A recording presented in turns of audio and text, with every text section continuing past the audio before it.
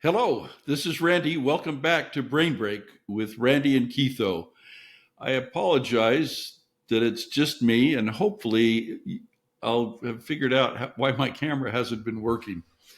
I recently, with my wife, we recorded a book for my granddaughter. We did it audio only so it could be uploaded into a little playback machine that she has. The book is called Little Bear. She loves it.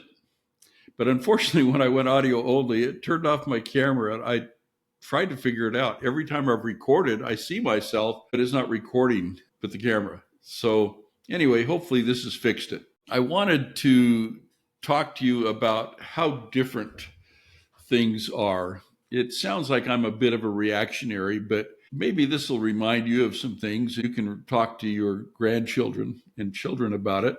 When I was growing up, I remember we had a Buick LeSabre. It had this big space behind the back seat. As a boy, I used to lay back there and sun myself and sleep. I never got yelled at. My dad never got pulled over because I wasn't in a seatbelt. There weren't any seatbelts back then.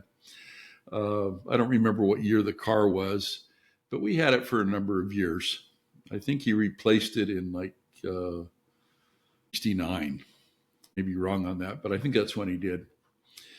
Maybe it was later than that. But anyway, it was a good car for our family.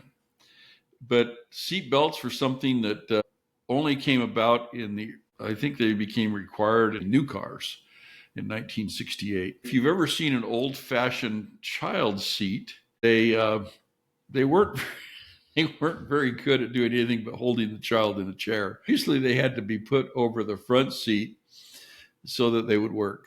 They weren't very well thought out.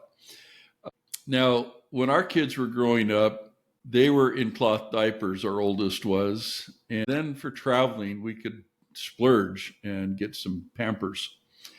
And 8 years later, youngest was probably in Pampers the whole time. So the world has changed an awful lot in a lot of ways.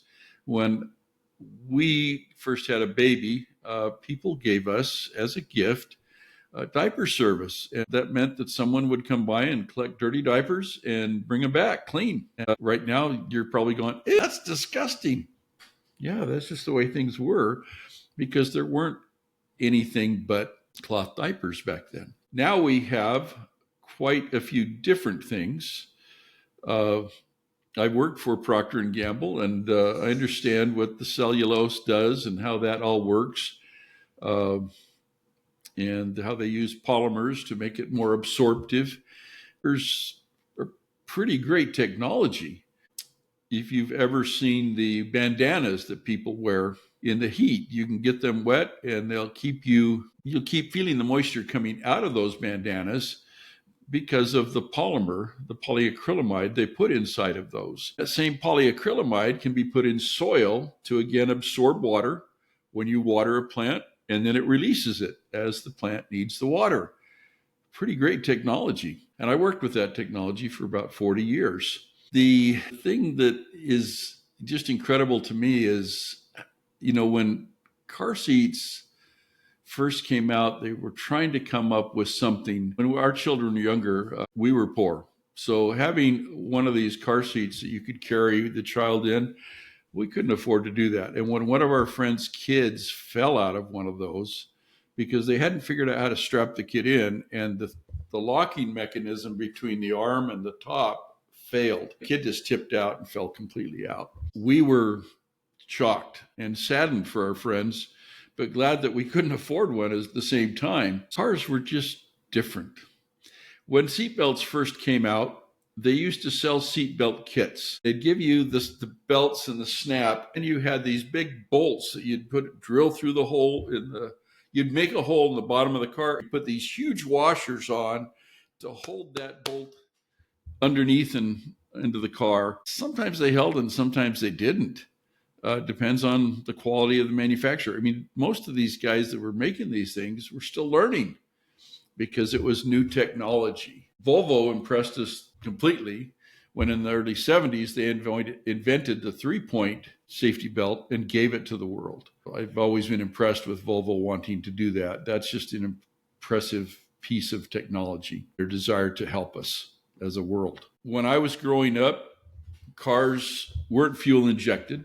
They had points and condensers and spark plugs. And tires didn't last forever.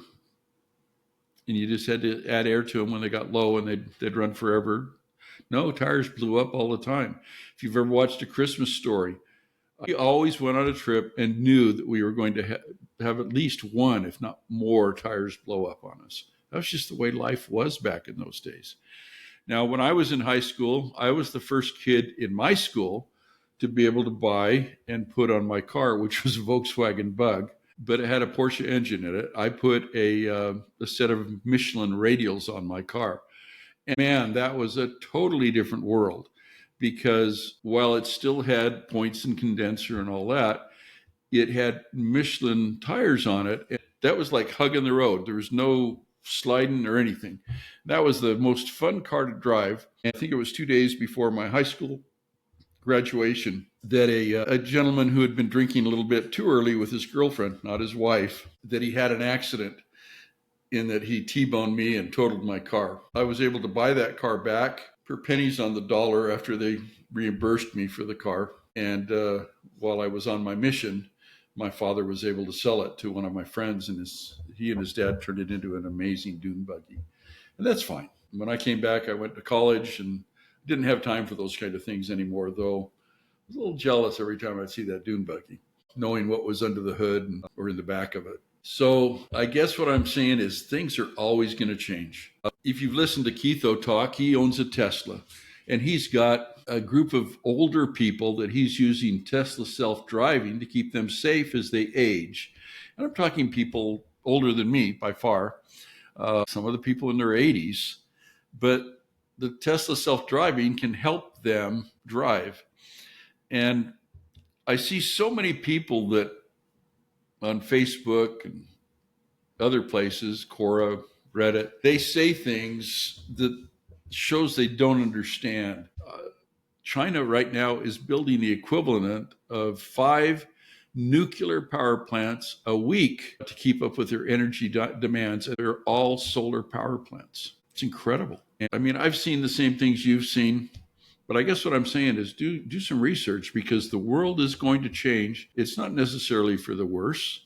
It's, I know there's one party that really has embraced this technology, but that doesn't mean it's bad technology. It just means that somebody's gotten excited about it before someone else. If you've never ridden in a Tesla, boy, I was given a ride in a Tesla Model X Plaid recently. I have driven lots of cars. I've driven Porsches, Ferraris, Lamborghinis, all kinds of cars. I used to be a mechanic for a Porsche Audi dealership, driven fast cars. I've even driven a Ford Pantera, Mustangs, Corvettes, Camaros, great cars.